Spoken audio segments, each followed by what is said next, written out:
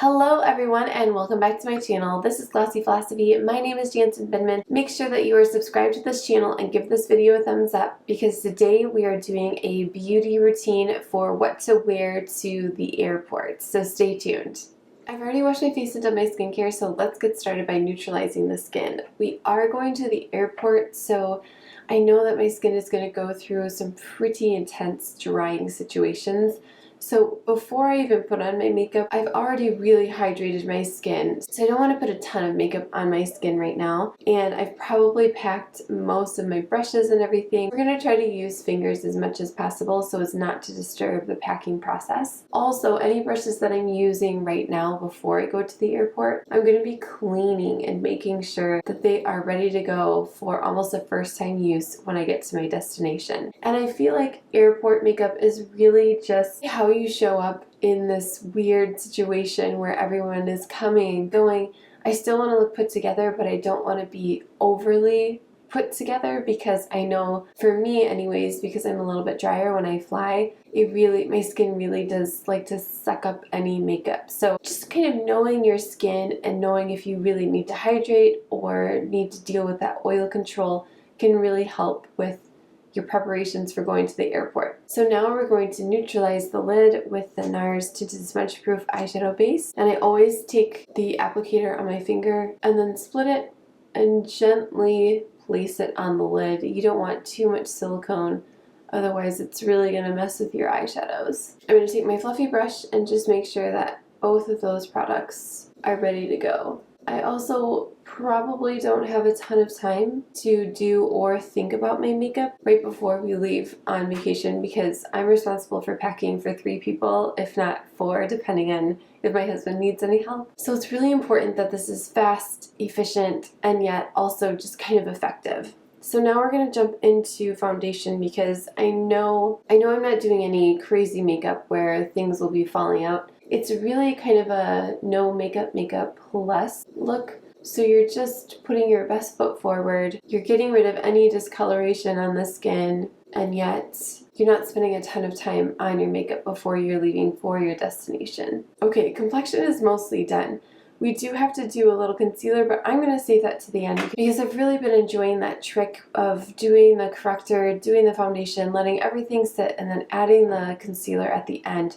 I found that I was doing that automatically anyways when I was doing my own makeup, or I was going in with 2 coats. So instead of going in with 2 coats of concealer, I'm just waiting until the end so everything has a chance to kind of settle on the face. We're going to go in with Cressida or any light eyeshadow that you have just to brighten up the eyes, because we know that when we travel, our skin again goes through some pretty crazy stuff. And I want to make sure that my eyes are nice and bright, but not freaky bright. So I'm just going to blend that out onto my eyelid. You can also just take it straight from the doe foot applicator, but I find that this gives just a little bit more of a subtle sheen rather than the full impact of the color, which I really like when we're doing something like this. I'm going to do my brows and then I'm going to finish up with the eyes because I want this eyeshadow to set before I start kind of tugging it and pulling it around with my brush, adding in more shadows. So just going in with the Anastasia brow definer. It's the bigger one.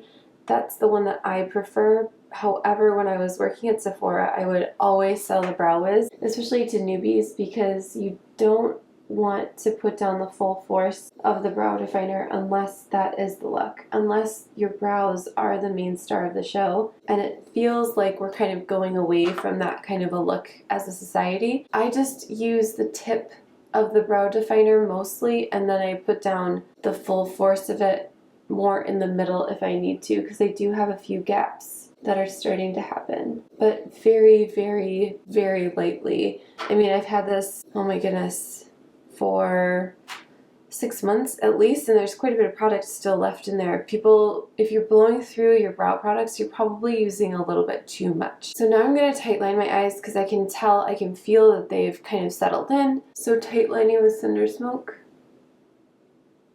Then I'm going to go into my Cinnabar palette and play with those matte shades that I play with all the time.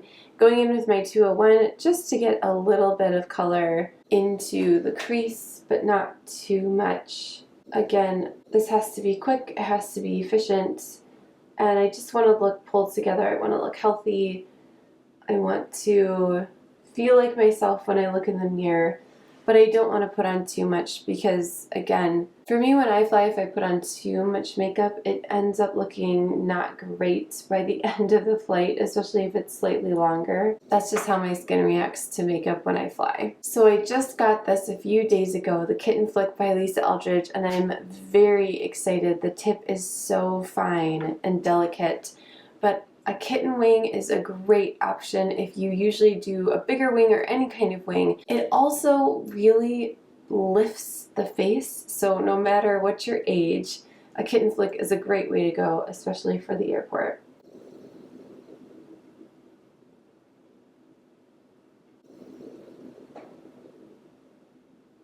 And just adding that little bit of black right along the lash line really helps, again, to lift the face and also give the impression that you have a bigger, thicker, fuller lash line. Now I'm going to add just a little bit of powder just to make sure it's not quite so graphic, and I'm going to go into that deepest, darkest shade with my pencil brush and just very lightly go right on top of that. Next up, we are going to do mascara because we are almost done with the look, believe it or not. I also grabbed the Kitten mascara from Lisa Eldridge a few days ago, and I am pumped to try it out. It is a silicone wand and it has a little bit of a curve, so it's really good for lengthening. That formula was a treat to put on. It didn't feel dry or anything, so we'll see how it goes today. Alright, finishing touches, we need concealer, something on our lips, and just a little bit on the cheek area. Kitten Mischief, it is my ride or die, my go-to. I know I'm going to want to bring this on the trip, so I'm just going to throw it in my carry-on luggage with me right now. I'm also actually going to take that and put that on the back of my hand. I'm going to take some highlighter, and I'm going to create a blush from that as well. Adding in the highlighter just kind of shears it out a little bit. It just makes it a little bit more sheer rather than going straight from the tube, which you could also do, but it would be a little bit more impactful. So it just gives the skin a healthy glow. I know I'm going to be taking down a little bit of that shine in a moment. I'm going to finish off with Songbird and then complete my complexion. So now it's time for finishing touches. Now is the time for concealer. Again, taking that doe foot applicator, putting it on my fingers, making sure my fingers are clean, and putting that product gently onto the skin. I don't want to take away anything that I've already done, but see how it just lifts at the end of the makeup application? Instead of doing that right away, I feel like it's just this incredible finishing touch that you can do for yourself. If you have any left over, you can bring it down the bridge of your nose. Just make sure, if you have a really thin nose, don't do that. It will make your nose even thinner. But if you don't have a thin nose, then it makes your nose thinner. Going in with the 110 on my Hourglass Ambient Lighting Powder and just making sure that I'm hitting where I put that concealer. I don't want to take away that really nice shine that I got from my blush. So just through the center of the face, anywhere where there's glow that I don't actually want glow. And I don't want to powder my face too much, again, for flying, because I am on the drier side. I want to make sure that my products aren't being tamped down with powder. Going in with a bronzer brush on Charlotte Tilbury's bronzer in shade medium. Just giving a little bit of life to the skin.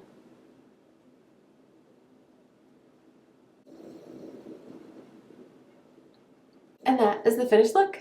Thank you guys so much for watching this tutorial on what makeup to wear to the airport. Putting on your makeup to go to the airport can feel a little tricky because you're amidst all this packing, but hopefully this gave you some tips and tricks to make it a little bit easier. I do fashion videos every Wednesday, beauty videos every Friday. Make sure you're following me on Instagram and watching the shorts in between for more tips and tricks and to make your life a little bit easier and a little bit glossy. And I will see you very soon in the next one. Bye!